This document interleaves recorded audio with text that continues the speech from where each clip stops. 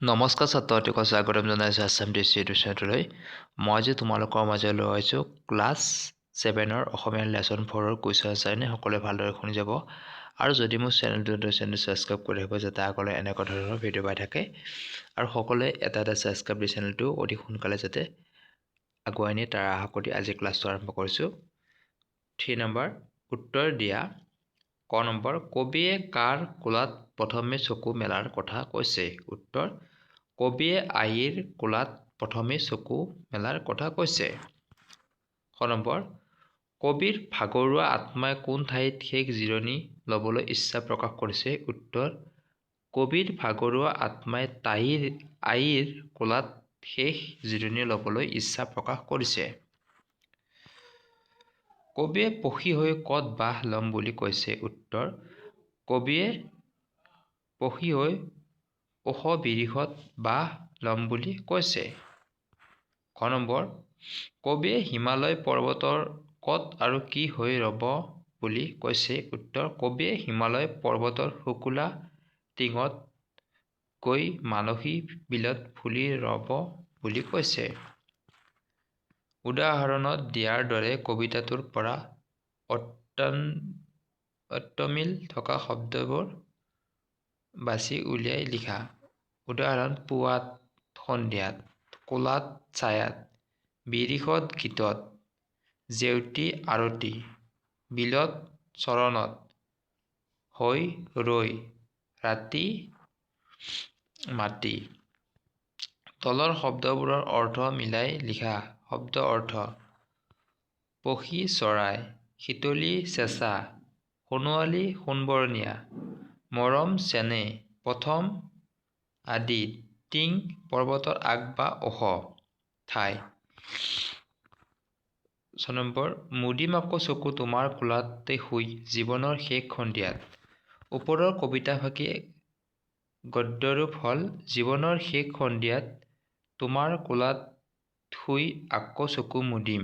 এই উদাহৰণটো চাই তলৰ কবিতা কেইফাঁকি গদ্য ৰূপত লিখা। ক সোণোৱালী মেঘ হৈ ৰঙাহাঁহি বিৰিঙাম খেতা পৰা দুখনি ওঠত। উত্তৰ হ'ব সোণালী ডাৱৰ হৈ ৰঙাহাঁহি জিলিকাম খেতা পৰি থকা ওঠ দুখনিত। খ নম্বৰ আকাশৰ তৰা হৈ ৰ লাগি চাই ৰ'ম সেউজীয়া শুৱনি জেউতী। উত্তৰ মৃত্যুৰ পিছত আকাশৰ তৰা হৈ তিৰবিৰাই থাকি চাম সেউজীয়া ৰঙৰ ধুনীয়া পোহৰক। 7 নম্বৰ পাঠত থকা জনমভূমি কবিতাংশৰ মূলভাৱ লিখা। উত্তৰ নিজৰ জন্মভূমিখন সকলো মানুহৰে অতি মৰমৰ। এই জন্মভূমিখনৰ লগতে প্ৰত্যেকজন ব্যক্তিৰ বহু স্মৃতি জড়িত হৈ থাকে। এদিন এইখন জন্মভূমিতে মৃত্যু হ'ব লাগিব। কবিয়ে কবিতাটোত প্ৰকাশ কৰিছে যে মৃত্যুৰ পিছত মানুহৰ আত্মাই জিৰণি ল'বৰ কাৰণে এই জনমভূমিতে আহে। মৃত্যুৰ পিছত চৰাইৰ ৰূপত এই জনমভূমিৰ ওখ বৃক্ষত বাস ল'ম বুলি কবিয়ে কবিতাটোত প্ৰকাশ কৰিছে। মৰাৰ পিছত আকাশত তৰা হৈ তিৰবিৰোৱাৰ কথা কবিয়ে উল্লেখ কৰিছে। মৃত্যুৰ পিছত হিমালয় পৰ্বতমালাত ফুলি ৰ'ম বুলি কবিয়ে কবিতাটোত কৈছে। নদীৰ ৰূপত দুখনি ভৰিত ধোৱাম আৰু মাটি হৈ প্ৰকৃতিৰ বুকুত মিলি থাকিম বুলি কবিয়ে কৈছে। অৱশেষত কবিয়ে কৈছে যে সোণোৱালী ডাৱৰ হৈ খেতা পৰা ওঠ দুখনিত হাঁহি বিৰিঙাম বুলি কৈছে। খ নম্বৰ ভাষাৰ অধ্যয়ন ব্যৱহাৰিক ব্যাকৰণ। 7 নম্বৰ উপযুক্ত স্থানত যতিচিহ্ন প্ৰয়োগ কৰি তলৰ গদ্য কেইফাঁকি পুনৰাই লিখা। পুৱতিৰ লগে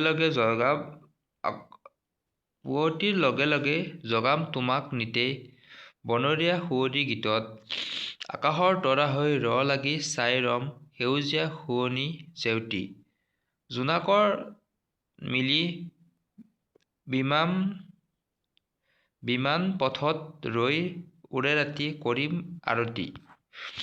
9 নম্বৰ তলৰ শব্দবোৰৰ বিপৰীত অৰ্থ বুজোৱা শব্দ লিখা উত্তৰ জনম মৰণ শেষ আৰম্ভ চাহ পোহৰ ওখ চাপৰ ৰাতি দিন দুখীয়া ধনী। ছবিসমূহৰ তলত দিয়া শব্দবোৰ খালী ঠাইত বিশেষ পদেৰে বুজোৱা। সেউজীয়া পাত, এইটো যে ৰঙা জবা, কলা ছাতি। নম্বৰ বান্ধনিৰ ভিতৰত থকা শব্দবোৰৰ পৰা বিশেষ্য আৰু বিশেষণ শব্দবোৰ বাছি ভাগে ভাগে লিখা। ভাল ল'ৰা, কলা কাউৰী, নীলা আকাশ, লেতেৰা, সৰু মাছ, পানী, গাখীৰ, বগা। বিশেষ্য পদ, বিশেষণ পদ। ল'ৰা, আকাশ, পানী, কাউৰী, গাখীৰ, মাছ। ভাল, সৰু, বগা, কলা, নীলা, লেতেৰা। কবিয়ে আকাশৰ তৰা হৈ পৃথিৱীৰ সেউজীয়া বৰণ চাবলৈ বিচাৰিছে। তুমি আকাশত উৰিব পাৰিলে কি চাবলৈ বিচাৰিবা লিখা। অৰ্থাৎ এইটো তোমালোকে নিজে যিটো ভাবা সেইটো লিখিবা। নেক্সট নম্বৰটো আছে 12 নম্বৰ জনমভূমিৰ দৰে স্বদেশমূলক কবিতা এটা সংগ্ৰহ কৰি আবৃত্তি কৰা। এইটো তোমালোকে নিজে কৰিবা। তুমি তোমাৰ অঞ্চলৰ বাবে কেনেধৰণৰ ভাল কাম কৰিবলৈ বিচৰা লিখা। এই প্ৰশ্ন তোমালোকৰ অঞ্চলত যিখিনি আছে সেইখিনি চাই তোমালোকে নিজে নিজে লিখিবা। লগে ভাগে গাঁও আহা, মই অসমীয়া। কবিতা গীতিকাৰ চৈয়দ আব্দুল মালিক। জীৱনে মৰণে মই চিৰদিন অসমীয়া, অসমীয়া দেহি প্ৰাণে মই। জীয়াই থাকোঁতে মই অসমৰেই অসমীয়া, মৰিলেও বৰি ল'ম অসমৰ অসমীয়া মৰণ। অসমৰ হকে যুঁজি অসমৰ হকে মৰোঁ, ধৰ্ম মোৰ জাতি মোৰ, অসমীয়া প্ৰাণৰ আপোন। অসমীয়া ভাষা মোৰ, কথা মোৰ, গীত মোৰ, অসম প্ৰকৃতিয়ে ৰচা। চিনি পাম, বুজি পাম, আমৰণ সৰগতো মোৰ এই ভাষা অসমীয়া। চৈয়দ আব্দুল মালিক অসমীয়া সাহিত্যৰ এজন বিশিষ্ট গল্পকাৰ, ঔপন্যাসিক, নাট্যকাৰ আৰু কবি। তেখেতৰ জন্মস্থান আছিল গোলাঘাট জিলাৰ নাহৰণিত। তেখেতৰ 1967 চনত অসম সাহিত্য সভাৰ সভাপতি পদত অধিষ্ঠিত হৈছিল। অগৰীয়া আত্মাৰ কাহিনী নামৰ উপন্যাসখনৰ বাবে তেখেতে সাহিত্য একাডেমী বঁটা লাভ কৰিছিল।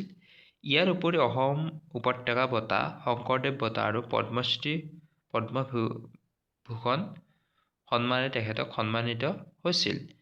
আজিৰ ক্লাছত ইমান হৈছে। নেক্সট আৰু বাকী লেচনৰ কুৱেশ্যন আনচাৰ দিম। সকলোৱে ভালকৈ পঢ়িব বুলি আশা কৰি আজি ক্লাছটো ইমানতে সমাপ্ত কৰিছোঁ। নমস্কাৰ।